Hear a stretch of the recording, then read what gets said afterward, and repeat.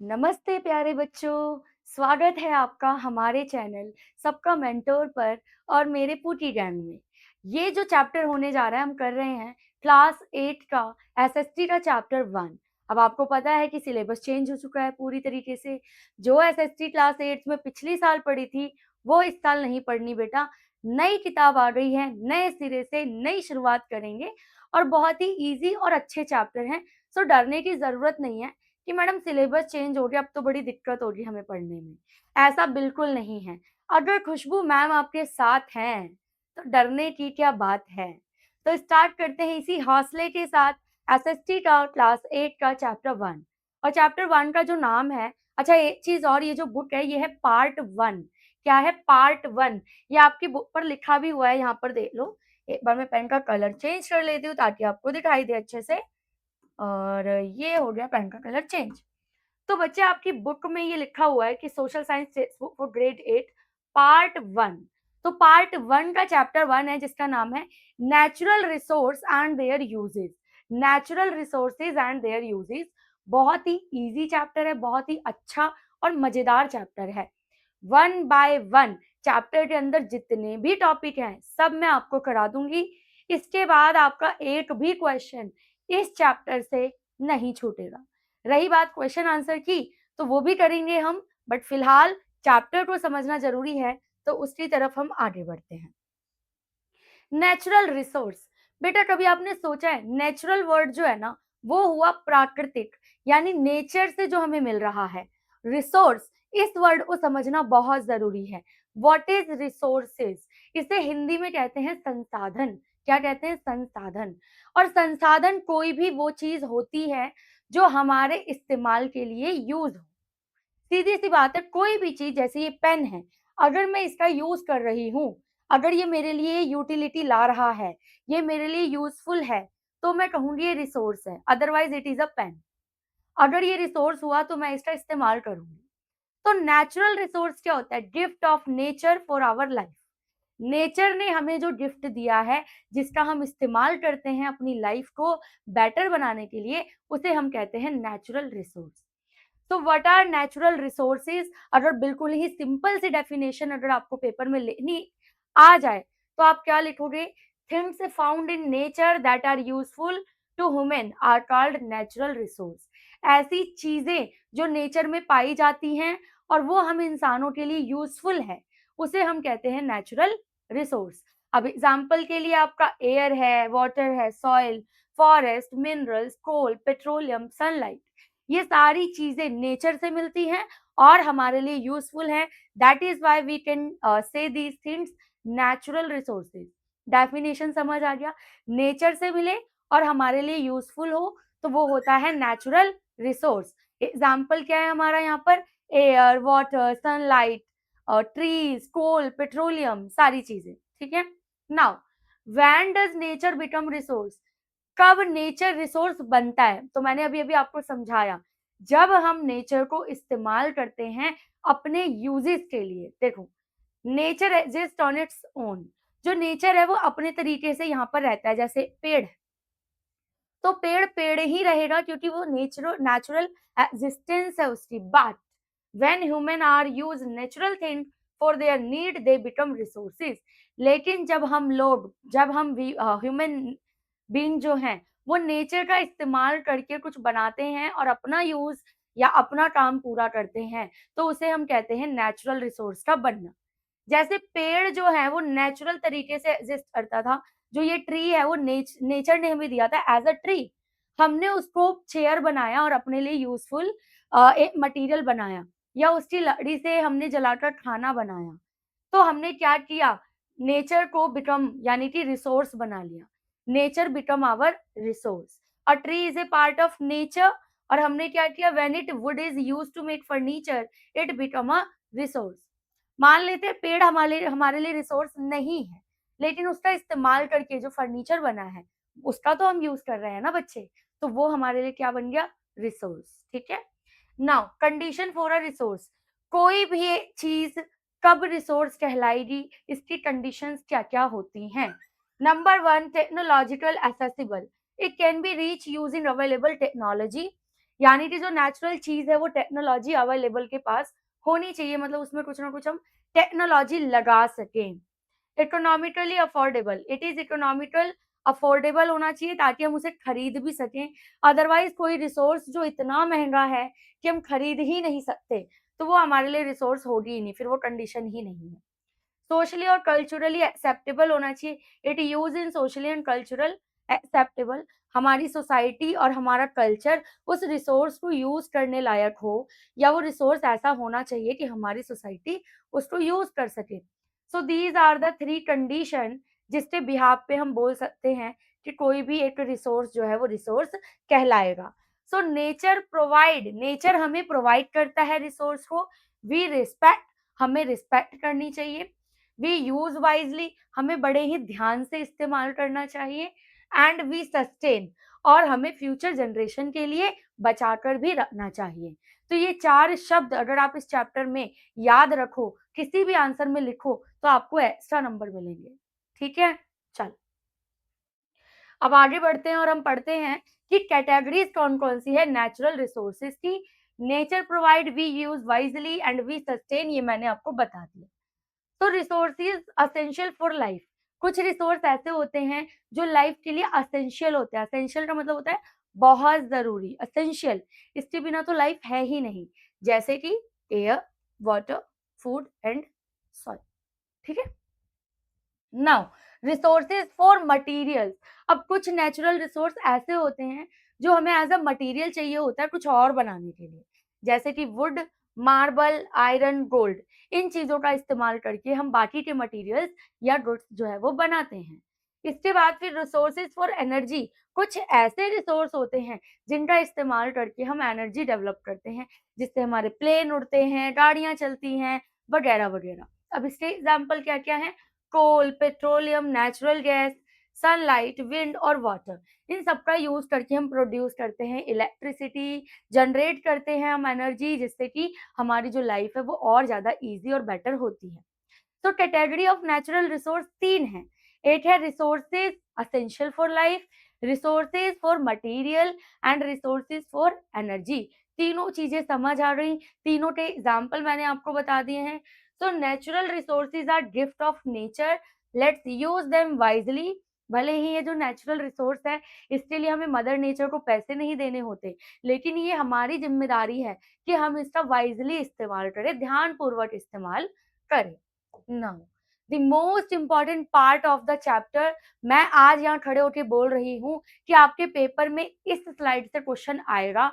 कल को आप कमेंट करके मुझे बताना कि हाँ मैडम आया था। देखो, renewable and non renewable resources, हमने 3 टाइप की कैटेगरी पढ़ ली है रिसोर्सेज के। Now further we divided resources in 2 parts, renewable और नॉन रिन्यूएबल। नाम से समझो, एक बार में समझ आ जाएगा। रिन्यूएबल बना हुआ है री और न्यू, ये देखो, आर ई री, एन ई डब्ल्यू, न्यू। री न्यू यानी कि ऐसे नेचुरल रिसोर्सेज जो दोबारा से रिन्यू हो जाते हैं शॉर्ट टाइम में, यानी कम समय में दोबारा से बन जाएंगे, रिन्यू हो जाएंगे, लिखा है ना। Resources that can be restored और रीजनरेटेड नेचुरली, नेचुरली जो रिसोर्सेज शॉर्ट टाइम में जल्दी से दोबारा बन जाते हैं उसे हम कहते हैं रिन्यूएबल रिसोर्सेज, जैसे कि solar energy, wind energy, forest और वाटर। ये चारों ऐसे नेचुरल रिसोर्स हैं जो रिन्यू है, नेचर खुद ब खुद इसको दोबारा से रीजनरेट करता रहता है, ये खत्म नहीं होते हैं। इंपॉर्टेंट पॉइंट याद रखो, रिन्यूएबल रिसोर्सेज रिमेन अवेलेबल, कि जो रिन्यूएबल रिसोर्सेज होते हैं वो हमेशा अवेलेबल रहेंगे क्योंकि रिन्यू होते रहते हैं। Only if we use them wisely, बस सिर्फ हमें इसे वाइजली यानी अच्छे से इस्तेमाल करना है, ये नहीं कि बिल्कुल ही उस रिसोर्स को खत्म कर देना है या फिर लिमिट से ज्यादा इस्तेमाल करना है।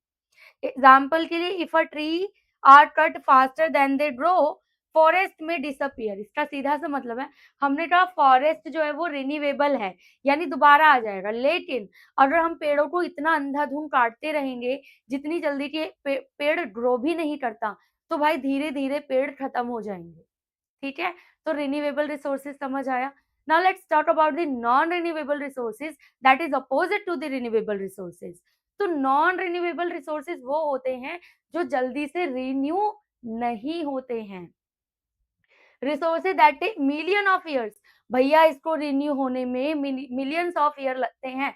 तो क्या जब ये खत्म हो जाएंगे तो मिलियन ईयर तक हम बैठे रहेंगे कि दोबारा बन जाए? नहीं। इसीलिए हम कहते हैं कि नॉन रिन्यूएबल है, ये दोबारा नहीं बनेंगे, हमारी जिंदगी खत्म हो जाएंगी, हमारी पीढ़ियां खत्म हो जाएंगी। So resources that take million of year to form and can not be replace quickly, ऐसे रिसोर्सेज को, ऐसे नेचुरल रिसोर्सेज को हम नॉन रिन्यूएबल रिसोर्स बोलते हैं। For an example, coal, petroleum, natural gas, iron iron और कॉपर, जितना भी मेटल हमें माइनिंग से मिलता है, उन्हें बनने में मिलियन ऑफ ईयर्स लगते हैं। ठीक है बच्चे? तो पेपर में डिफरेंस बिटवीन रिन्यूएबल और नॉन रिन्यूएबल रिसोर्स आएगा ही आएगा। मैं यहाँ पर आपको खड़े होकर पक्का बोल रही हूँ, इसको प्रॉपर तैयार कर लो, इसकी डेफिनेशन भी और इसके एग्जाम्पल्स भी। ठीक है? Now moving to the forward, restoration क्या होता है और रीजनरेशन क्या होता है? भैया रेस्टोरेशन होता है returning something to its healthy state. Restore का मतलब होता है दोबारा से रीस्टोर कर दो, रीस्टोर। रेस्टोरेशन बना है रीस्टोर से, इसका मतलब है returning something to its healthy nature, जैसा वो था वैसा ही दोबारा से बना दो। फॉर एन एग्जाम्पल, मान लो आप forest is growing after a wild fair, मान लो जंगल में आग लग गई, कहीं पे 10 पेड़ जल गए, तो हमने कहीं और या उसी जगह को उपजाऊ बनाकर 10 पेड़ और लगाए या 15 पेड़ और लगाकर, पेड़ बोल दिया मैंने, पेड़ लगाकर उसको रिस्टोर कर दिया, इसे कहते हैं restoration. Now what is regeneration? Regeneration होता है creating a new life and supporting growth, एक नई लाइफ को ग्रोथ कराना और लाइफ को सपोर्ट करना। यहाँ पर तो हमने रिस्टोर किया था, कुछ नुकसान हो गया था, उसकी भरपाई करी थी, लेकिन रीजनरेशन में कोई नुकसान नहीं हुआ है, but still we are supporting the life. जैसे कि न्यू ट्रीज को ग्रो करना, सीड से, सीड लगाना, बिना ये जाने जरूरी नहीं है कि कहीं आग लग गई तभी हम पेड़ लगाएं, या हमने पेड़ काटा है तभी हम पेड़ लगाएं। इट इज आवर ड्यूटी कि हम पेड़ लगाएं, सो वी आर पेड़ लगाएंगे, so we are planting trees basically. ठीक है? तो रेस्टोरेशन और रीजनरेशन इजी से है कॉन्सेप्ट, आई होप आपको क्लियर हुआ होगा। Now let's talk about the human activities that harm nature, this is very important part of the chapter. ऐसी कौन सी ह्यूमन एक्टिविटीज है जिनकी वजह से हमारा जो नेचर है वो हार्म हो रहा है, नुकसान हो रहा है हमारे नेचर को? मैं यहाँ पर पॉइंट्स बता रही हूँ, आप एग्जाम में इसको 2 to 3 लाइन्स में एक्सप्लेन भी कर सकते हो। Number 1, cutting trees, it is an human activity जो कि हमारी नेचर को हार्म पहुंचा रहा है।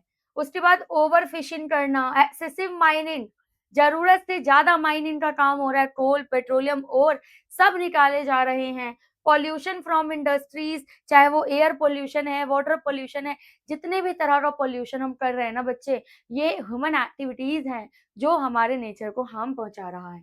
Over use of ground water, burning fossil fuels, ये सारी ऐसी एक्टिविटीज हैं जिन पर कंट्रोल करना बहुत जरूरी है।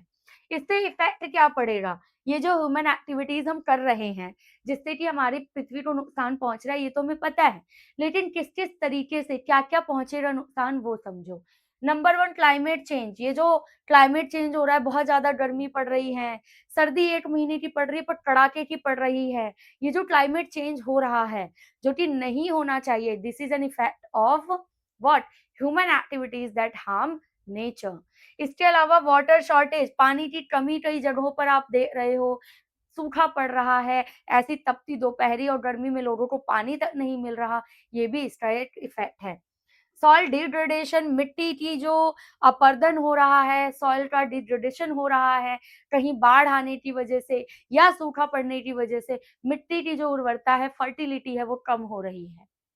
लॉस ऑफ बायोडिवर्सिटी, आपको पता ही होगा, आज आज के टाइम पे जितने पहले जानवर मौजूद थे, उनकी स्पीसीज मौजूद थी, अब नहीं है, तो हमारी जो बायोडाइवर्सिटी है वो भी कहीं ना कहीं इफेक्ट हो रही है। इसके अलावा एयर पोल्यूशन से जो हेल्थ हैजार्ड्स हो रहे हैं, लोगों को खुद को बीमारियां हो रही हैं, देखो हमारी ही एक्टिविटी है, ह्यूमन एक्टिविटीज ही है जिससे नेचर को नुकसान हो रहा है, प्लस नेचर को नुकसान होने से हमें नुकसान हो रहा है भाई। हमें तरह तरह की बीमारियां हो रही है एयर पोल्यूशन की वजह से, गंदा पानी पीने की वजह से। तो देखो प्रॉब्लम क्रिएट भी हम ही कर रहे हैं, झेलना भी हमें पड़ रहा है, तो सॉल्यूशन कौन निकालेगा? हम। So what are the solution? Solution क्या? आप मुझे कमेंट करके बताओ कि ये जो ह्यूमन एक्टिविटीज़ की वजह से हार्म हो रहा है, नेचर को भी और हमें भी, इसका सॉल्यूशन कैसे निकाला जा सकता है? क्योंकि एग्ज़ाम में सॉल्यूशन वाला क्वेश्चन भी आता है।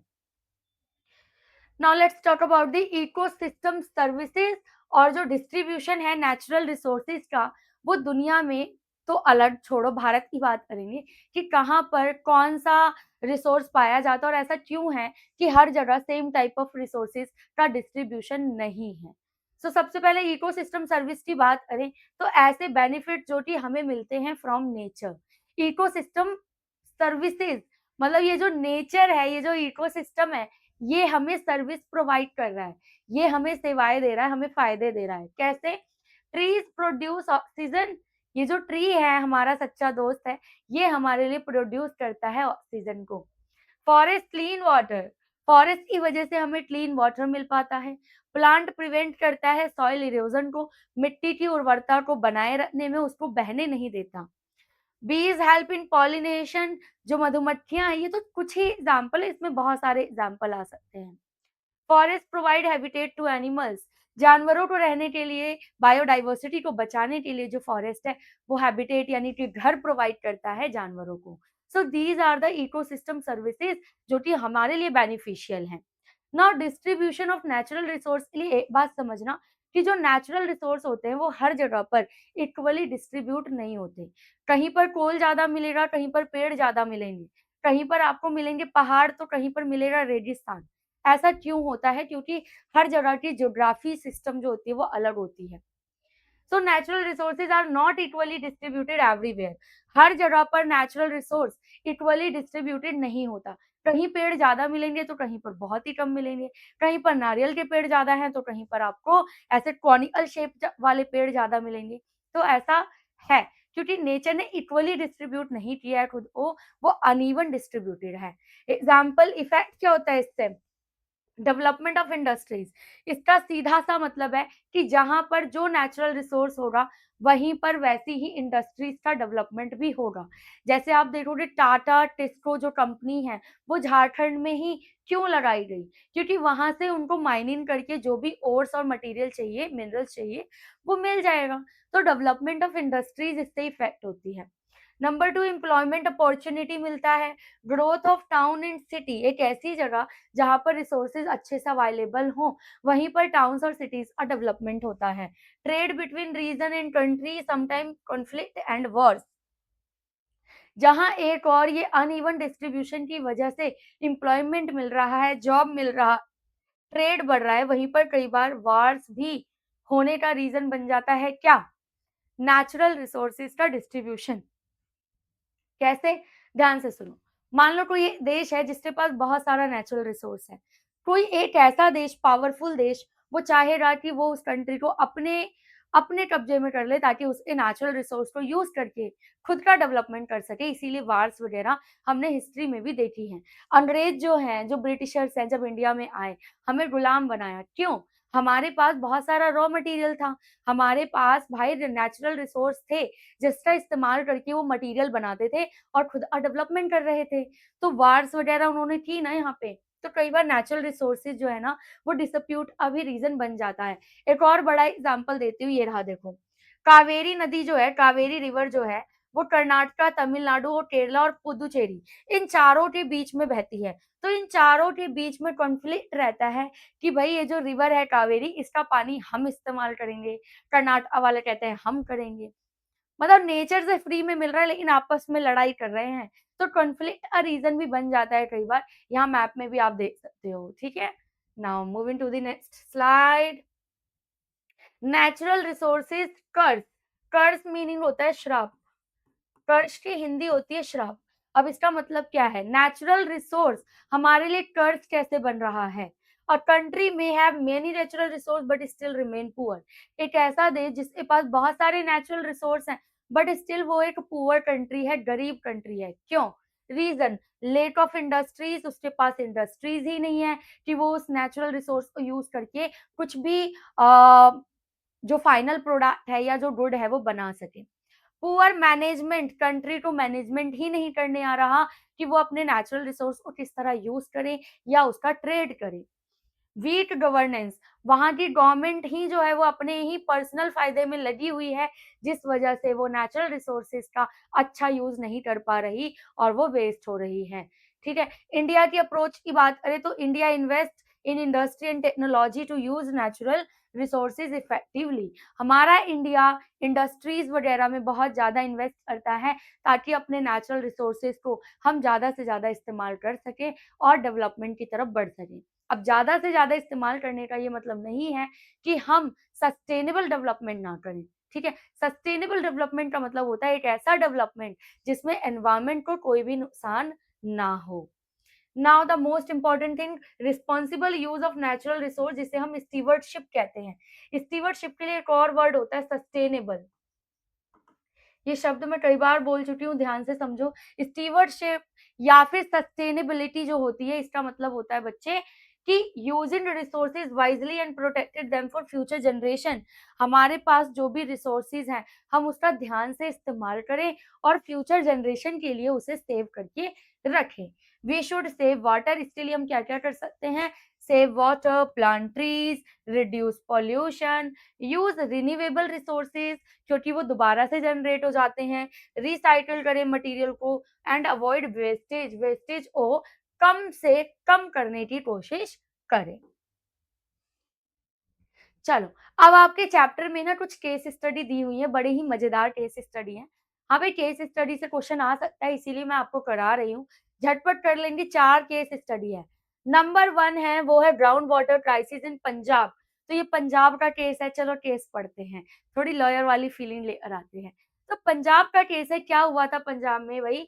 What happened? Farmer started growing high yield crops. आपको पता है ग्रीन रेवोल्यूशन की शुरुआत जो है, वो पंजाब से ही हुई थी। तो फार्मर में HYV जो सीड्स होते हैं उसका इस्तेमाल करना शुरू किया, जिसकी वजह से बहुत ज़्यादा ग्राउंड वाटर यूज़ किया गया, ज़मीन के अंदर का पानी यूज़ किया गया।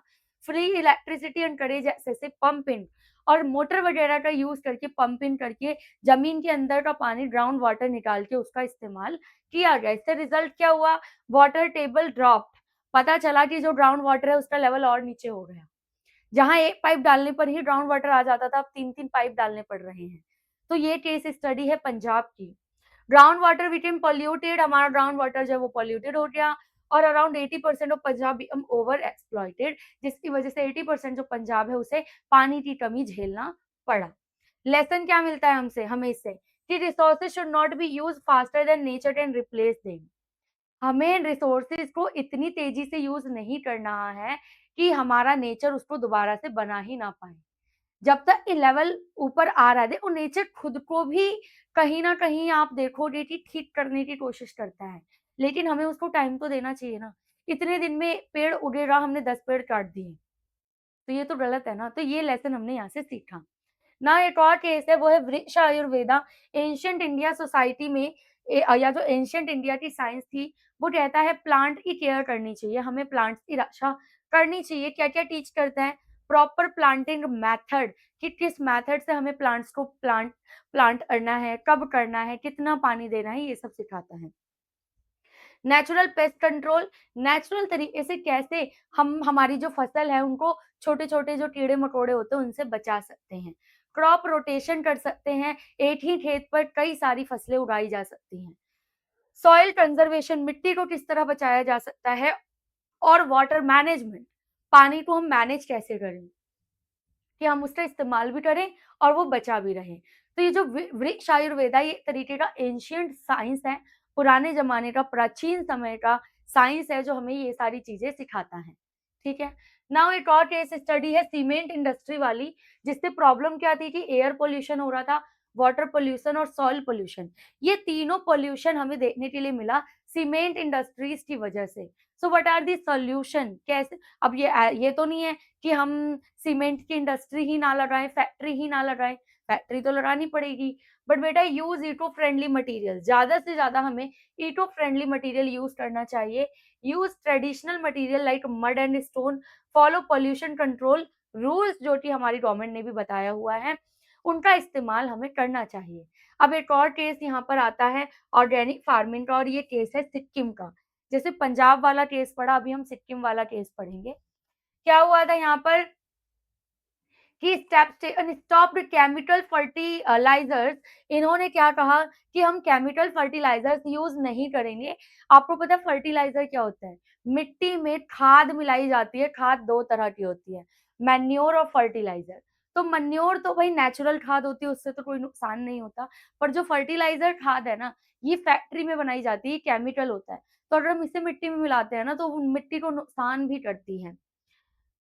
इसके अलावा use compost and natural pesticides, practice mix cropping, ये सारे स्टेप्स जो है वो सिक्किम के अंदर लाए गए, क्योंकि इन्होंने ऑर्गेनिक फार्मिंग को अपनाया। किसको अपनाया? Organic farming. फार्मिंग मतलब खेती, ऑर्गेनिक का मतलब होता है नेचुरल तरीके से। इससे रिजल्ट क्या हुआ? बेटर बायोडाइवर्सिटी मिली, हायर इनकम हो गई फार्मर्स की, टूरिज्म इंक्रीज हुआ। क्योंकि भाई सिक्किम के अंदर आप देखोगे, उसे कहते हैं पैराडाइस ऑफ इंडिया। इंडिया का स्वर्ग अगर कहीं देखना हो तो आप सिक्किम में जाओ। क्यों? वहां पर टूरिस्ट दूर दूर से आते हैं नेचुरल ब्यूटी, नेचर ब्यूटी देखने के लिए। अब नेचर ब्यूटी क्यों है वहां पे? क्योंकि वो ऑर्गेनिक फार्मिंग करते हैं, फर्टिलाइजर्स का यूज नहीं करते, केमिकल का यूज नहीं करते। इस वजह से उनकी बायोडाइवर्सिटी और उनका जो नेचर है वो अभी भी सही सलामत है। अचीवमेंट क्या है? Sikkim became India's first 100% organic state in 2016। और ये आपका एमसीक्यू में आ सकता है। 2016 में इंडिया का जो सिक्किम है उसे ये अवार्ड मिला कि वो 100% ऑर्गेनिक फार्मिंग करता है, किसी भी तरह का फर्टिलाइजर या केमिकल का इस्तेमाल नहीं करता। तो ये चीज समझ आ रही बच्चे? चलो, now the last slide of the class, कि इंटरनेशनल जो सोलार अलायंस है, जिसे हम आईएसए कहते हैं, वो क्या है? A brighter future through the power of the sun. क्योंकि हमें पता है कि sun is the best source of energy on the earth. जो सन है, सनलाइट है, वो एक हमारे लिए रिन्यूएबल रिसोर्स है, जो दोबारा से आ जाएगा, खत्म नहीं होगा। तो क्यों ना हम उसका इस्तेमाल करें। इसलिए इंटरनेशनल सोलर अलायंस यानी कि आईएसए बनाया गया। इसे स्टार्टेड किया गया इंडिया और फ्रांस के द्वारा। किन दोनों ने शुरू किया? इंडिया और फ्रांस ने मिलकर स्टार्ट किया। क्या? आईएसए। इसका फुल फॉर्म भी पेपर पूछ सकता है। It promote solar energy among sunshine rich country.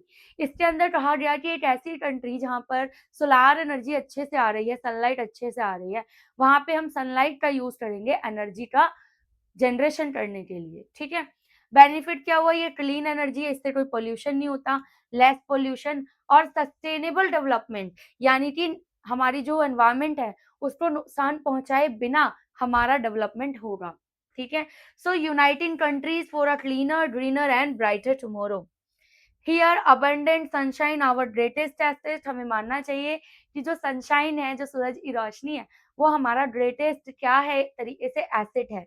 Together for a sustainable planet, मिलकर हम एक सस्टेनेबल प्लेनेट बना सकते हैं, जहां पर हम नेचुरल रिसोर्सेज का सिर्फ जरूरत के लिए इस्तेमाल करें और फ्यूचर जनरेशन के लिए भी बचा के रखें और एनवायरमेंट को नुकसान ना पहुंचाएं। So solar energy for a better future. तो ये चैप्टर यहाँ पर इस लास्ट टॉपिक के साथ एंड होता है। चैप्टर कैसा लगा आपको मुझे कमेंट करके बताओ। अच्छा लगा तो लाइक करो और शेयर करो अपने दोस्तों के साथ, ताकि वो भी घबराए नहीं। सिलेबस चेंज हुआ है, टॉपिक्स नहीं बल्कि और आसान और बहुत ज़्यादा इंटरेस्टिंग कर दिया गया, ये अच्छी बात है। ठीक है, चलो तब तक के लिए टाटा, बाय बाय।